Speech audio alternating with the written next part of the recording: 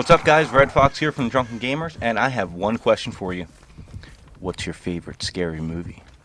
Now, we asked that, of course, because just a few hours ago we got a leak for Dead by Daylight that Ghostface from Scream will be the next killer to come out. The leak was thrown out there with a update that went through that wasn't supposed to go through. They fixed it now on the Xbox One, so you can't see it. However, you can look on Google. I'm sure you can find the images that some streamers have found of it. You got to see some of the cosmetics as well as a brief glimpse of his skill tree. We'll get into that in a second. But as of right now, I just want to say I am so excited for Ghostface. So, Sydney, if you're out there, just know you're gonna die. So, with that being said, I do just want to point out a few things with him. He is now, I want to say, maybe the 4th or 5th horror icon character that's joining us in Dead by Daylight's roster. We've seen Michael Myers come through. We've seen Freddy Krueger, Leatherface, even though we have the Hillbilly. We've seen quite a couple of Bruce Campbell. I would like to see Pennywise in the game. Let's see if it comes through, and hopefully somehow they can get on board with the developers for Friday the 13th, the game, and maybe do a little cross promotion. That game's another one similar to Dead by Daylight that really deserves a lot of praise for what it's done. Everything that Evolve couldn't. So, with that being said, Ghostface is now out and about, just lurking around in people's updates, so we'll see him shortly. Hopefully, with some luck, he'll be stalking his way into our games and into everyone's main player slot.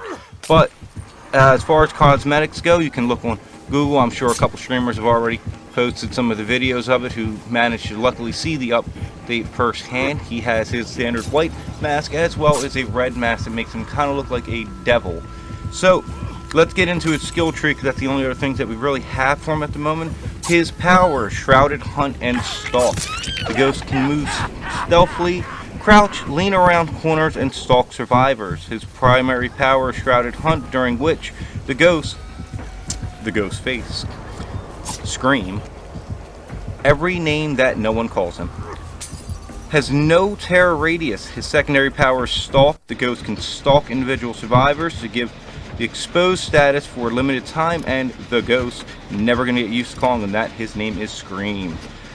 Also has the ability to crouch freely and lean around corners while stalking. So I see him kind of playing more as a silent type character, which I'm sure you could play any of these characters as, but his main game plan is pretty much going to be hide and pop out. Jump Scares, the video game. So with that being said, the other rare ghost perk that leaked out is Simple Formula. You become obsessed with one survivor, so this is totally with the Scream franchise here. If your name is Cindy, you are definitely going to be stalked and die. So you play at a handicap. If your name's Sydney, blame your parents, not the developers. When your obsession is hooked, the perk receives a token. Each token decreases your terror radius while in a chase by 4 meters, up to a total of 2, 3, 4 tokens. When a survivor rescues another survivor from a hook, the rescuer becomes the obsession. You lose all your tokens if the obsession is sacrificed or killed. The killer can only be obsessed with one survivor at a time. So that is definitely with the thoughts in mind to the original movies. I think the developers who made this put a lot of thought into it. I definitely do like the callbacks to it. I would like to see if we're going to get a map with him, because it would be awesome to have Woodsbury there. I would even go so far as taking it into the school, or take it into Billy Loomis's house from the original. Actually, not Billy Loomis, Stu's house, where the first one's climax of the first movie took place. I also think it would be awesome how they did with Amanda from Saw, another returning horror character for the series, had the chambers where you had to go into, and if you had the reverse bear trap one, you had to disassemble it. That would be cool to do it with him, where if a phone rings and they answer it, would be one way to get the killer less obsessed with you. Something like that would be pretty decent, or at least a little cosmetic. You know, leave a phone booth somewhere, let it ring. So that's about all we really have right now as far as the leak goes.